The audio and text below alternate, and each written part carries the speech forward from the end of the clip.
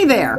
Did you know that some of the most important practices that took place in the Norse pagan people's lives, as far as spirituality was concerned, took place under the domain of the housewife? Imagine that! Look modernly how we diminish that role, but there's so much more to it.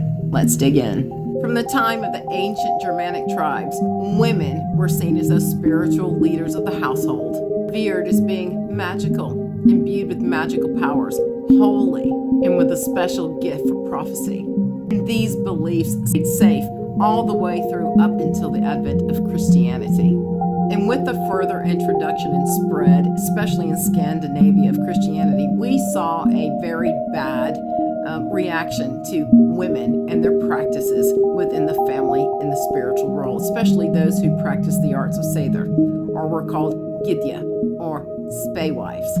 But within those Nordic countries prior to Christianization, those roles of the women in the family, spiritually and magically, were always intrinsic. They were accepted, they were revered, they were already part and parcel of what was expected of the women in their societies. Accounts sometimes show it as reflecting their domestic duties, and other times it's their magic and spiritual duties that show, sometimes acting as that outrage or outlet for anger, frustration, sometimes abhorred by man.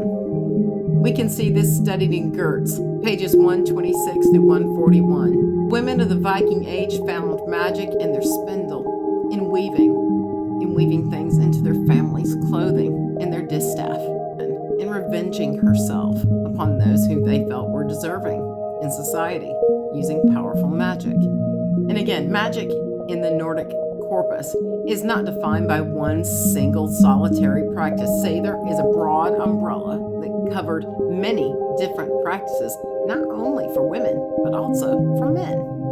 Mind magic, journeys, spiritual healing, physical healing, recovering or healing lost parts of the soul complex, prophesying and channeling deities, weather, animals, nature, their effects on them.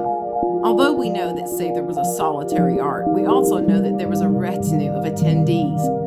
The practitioner relied upon these individuals for singing the songs, awakening the spirits, holding the space sacred amongst their own work.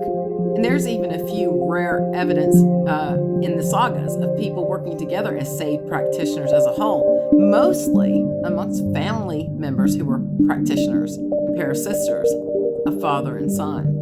Something passed down from grandmother to daughter to granddaughter, from grandfather to father to grandson. It's interesting to note, aside from Seidr, that there is that definition of the spekona, one that works with orlog. And we know that orlog is laid down by Vyrd, or that modern term fate, determined by the Nornir. And there's not just three. Each person has their own. There are many. They are vast in number. If you'd like to learn more about this, please join the Patreon for Realm of Runes, or check us out on YouTube, Realm of Runes-Norse on YouTube, where you'll find tons of information on there. Fill your mind, your soul parts with knowledge and wisdom. That's what it says in the Hopmall. Wishing you all blessings from the Mad Realm, Realm of Runes, and Nasty Recon.